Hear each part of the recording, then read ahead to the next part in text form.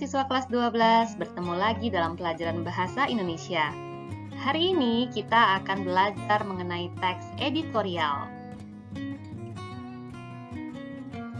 Setiap harinya di dunia ini pastinya terdapat banyak peristiwa-peristiwa yang terjadi, ya kan? Nah, peristiwa-peristiwa yang terjadi, ada sebagian yang perlu diberitakan atau disiarkan kepada khalayak umum.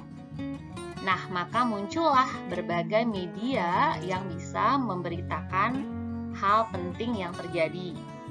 Bisa melalui surat kabar atau koran, melalui televisi, internet, buletin, majalah, dan lain sebagainya. Hari ini kita akan fokus kepada surat kabar. Nah, dalam surat kabar itu ada banyak kolom-kolom berita. Yang antara lain di dalamnya ya ada mengenai berita yang sangat penting dan harus segera diberitakan atau disampaikan kepada masyarakat. Biasanya letaknya di bagian awal dari surat kabar. Kita katakan itu sebagai hard news. Selanjutnya ada berita ringan, kita sebut sebagai soft news. Kemudian ada juga feature atau perpaduan antara berita dan opini dengan gaya penceritaan yang khas. Dan juga ada kolom yang namanya opini. Nah, dari sekian banyak yang ada dalam surat kabar, kita akan fokuskan kepada opini. Opini tentunya kalian tahu, opini adalah pendapat ya, pendapat atau pandangan orang lain. Nah, mengapa ini ada dalam surat kabar? Siapa yang bisa beropini? Ya, tentunya banyak yang bisa beropini ya. Bisa masyarakat, kemudian dia menyampaikan opininya dan dikirim ke surat kabar. Ada juga opini yang disampaikan dari redaksi surat kabar itu sendiri. Nah, dari serangkaian opini yang ada, salah satunya ada yang namanya editorial. Inilah yang akan kita pelajari lebih lanjut dalam pembelajaran ini ya.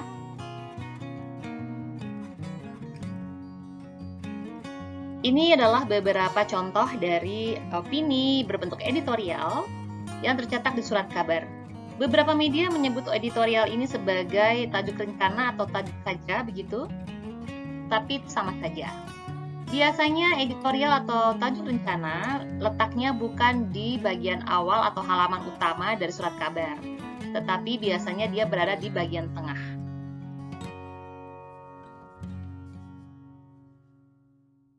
Seiring dengan perkembangan zaman dan teknologi, maka surat kabar tidak hanya tercetak dalam bentuk koran atau yang terbuat dari kertas, tetapi juga dihadirkan dalam bentuk online seperti ini.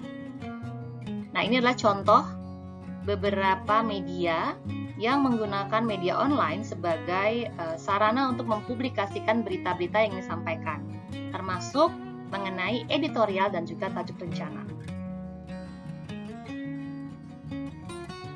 Untuk mengenal lebih jauh mengenai editorial ini, kita akan memasuki materi pembelajaran. Yang akan dihadirkan adalah mengenai pengertian dan ciri-ciri teks editorial. Kemudian yang kedua mengenai struktur teks editorial.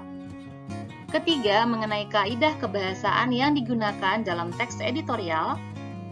Lalu selanjutnya adalah mengenai langkah menyusun teks editorial. Editorial sama dengan tajuk rencana. Jadi ada media yang mengatakan sebagai editorial, ada juga media yang menggunakan kata tajuk rencana. Tetapi intinya sama saja. Dalam sebuah surat kabar tentunya ada banyak tim yang bekerja keras di belakangnya. Ada tim jurnalis, ada tim berita, ada tim redaksi, dan tim lainnya. Untuk editorial atau tajuk rencana, tim yang mengerjakan atau bertanggung jawab adalah redaksi. Editorial merupakan sebuah artikel dalam suatu surat kabar yang berisi opini atau pendapat yang ditulis oleh redaksi sebuah media terhadap isu aktual yang sedang ramai diperbincangkan di masyarakat. Opini yang ditulis tersebut dianggap sebagai pandangan resmi suatu media terhadap isu aktual yang sedang terjadi itu. Isu atau masalah aktual dapat berupa masalah politik, sosial, maupun masalah ekonomi.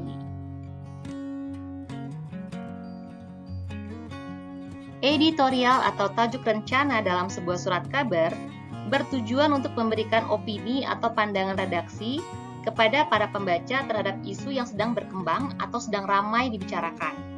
Tentunya, opini tersebut tidak hanya opini tanpa dasar, tetapi harus melihat pada fakta-fakta yang terjadi.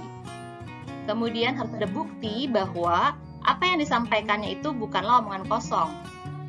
Kemudian, ada argumen-argumen yang logis.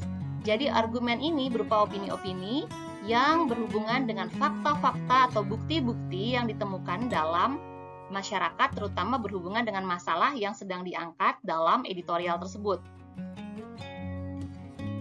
Untuk bisa membedakan antara bentuk teks editorial dengan bentuk teks berita lainnya, kita bisa lihat dari ciri-cirinya. Ciri-ciri teks editorial yang pertama adalah bersifat aktual dan faktual. Maksudnya, isi teks mengangkat informasi yang memang sedang hangat diperbincangkan atau dibicarakan di masyarakat. Ciri yang kedua adalah sistematis dan logis. Teks yang tersusun sesuai dengan struktur dan kaidah kebahasaannya. Isi teks editorial itu harus masuk akal atau logis dan tidak bersifat imajinatif. Ciri yang ketiga adalah argumentatif. Nah, disinilah titik berat dari ciri teks editorial. Isi teks editorial itu mengutarakan argumen-argumen pribadi berdasarkan sudut pandang dari tim redaksi. Jadi tim redaksi melihat fenomena apa sih yang sedang heboh nih, sedang viral atau sedang ramai dibicarakan di masyarakat. Itu adalah hal yang bisa menjadi bahan untuk menjadi teks editorial. Seperti itu. Agar dapat menyusun teks editorial dengan benar, kita harus berpatokan atau merujuk pada strukturnya. Struktur teks editorial terbagi menjadi 3 bagian. Bagian pertama adalah tesis atau pernyataan umum. Bagian kedua adalah argumentasi. Bagian ketiga adalah penegasan ulang. Pada tesis atau pernyataan umum, di sini redaksi bisa memberikan pernyataan atau teori tentang permasalahan yang akan diperkuat oleh argumen pada bagian kedua. Nah, pernyataan atau teori ini berdasarkan apa yang dilihat atau apa yang diamati tentang peristiwa-peristiwa yang sedang hangat dibicarakan oleh masyarakat. Di bagian kedua, yaitu argumentasi, di sini redaksi adalah memberi alasan atau bukti-bukti yang digunakan untuk memperkuat pernyataan tesisnya di bagian pertama tadi. Jika ada argumen-argumen, bukan hanya sekedar opini saja, tetapi fakta-fakta apa yang didapatkan itu juga harus dituliskan dalam bagian ini. Dari fakta yang terjadi, kemudian apa opini mereka, harus berimbang. Di bagian ketiga atau penegasan ulang, berisi penguatan kembali atas pendapat yang ditunjang pula oleh fakta-fakta yang ada di bagian argumentasi atau di bagian kedua. Jadi dikuatkan kembali pernyataannya di bagian akhir, yaitu di bagian penegasan ulang ini. Agar kamu lebih memahami mengenai struktur teks editorial, kalian bisa menganalisis contoh dari sebuah teks editorial, kemudian kalian lihat yang mana bagian tesis, mana bagian argumentasi dan fakta-fakta, kemudian mana yang merupakan penegasan ulang. Menyusun sebuah teks editorial tidak hanya berpatokan kepada strukturnya saja, tetapi juga memperhatikan kaidah kebahasaan yang digunakan. Kaidah kebahasaan teks editorial biasanya menggunakan beberapa hal berikut ini. Pertama adalah menggunakan kata keterangan atau adverbia dalam kalimat-kalimat atau paragraf yang disusunnya. Selanjutnya menggunakan konjungsi atau kata hubung, lalu verba material, verba relasional, dan juga verba mental. Mari perhatikan dengan lebih seksama mengenai kaidah kebahasaan yang digunakan dalam teks editorial. Yang pertama adalah adverbia. Adverbia itu disebut juga kata keterangan. Biasanya yang sering muncul atau sering digunakan dalam teks editorial adalah adverbia frekuentatif. Maksudnya adalah kata keterangan ini menggambarkan makna yang berhubungan dengan tingkat kekerapan terjadinya sesuatu. Contohnya adalah kata selalu, biasanya, sering, kadang-kadang, jarang, sebagian besar, dan lain-lain. Kaidah kebahasaan yang kedua adalah konjungsi. Konjungsi disebut juga dengan kata hubung ya, yaitu menghubungkan satu kata dengan kata lain, sebuah frasa dengan frasa lain, klausa dengan klausa, atau kalimat dengan kalimat. Yang biasanya digunakan dalam teks editorial adalah konjungsi antar kalimat. Jadi dia menghubungkan satu kalimat dengan kalimat lainnya. Contoh katanya adalah bahkan, malahan, sesungguhnya, dan masih banyak lagi. Kaidah kebahasaan berikutnya adalah verba. Ada 3 jenis verba yang digunakan dalam teks editorial. Pertama adalah verba material, kedua verba relasional, ketiga verba mental. Verba disebut juga sebagai kata kerja yang berfungsi sebagai predikat dalam sebuah kalimat. Mari kita bahas verba yang pertama. Verba material merupakan kata kerja yang menunjukkan aktivitas fisik yang dapat dilihat secara nyata. Poinnya adalah di kata aktivitas fisik yang bisa dilihat secara nyata. Baiklah, contohnya adalah 1. Pesawat tempur Amerika mendarat di Irak. Kata mendarat adalah verba material. Contoh kedua, petugas bendera itu menaikkan bendera merah putih. Verba materialnya adalah kata menaikkan. Contoh ketiga, gubernur mengendarai sepeda saat menuju kantor wali kota. Kata mengendarai adalah verba material. Berikutnya adalah verba relasional. Verba relasional adalah kata kerja yang menjelaskan hubungan sebab akibat, atau menjelaskan sebuah identitas, atau menyatakan kepemilikan.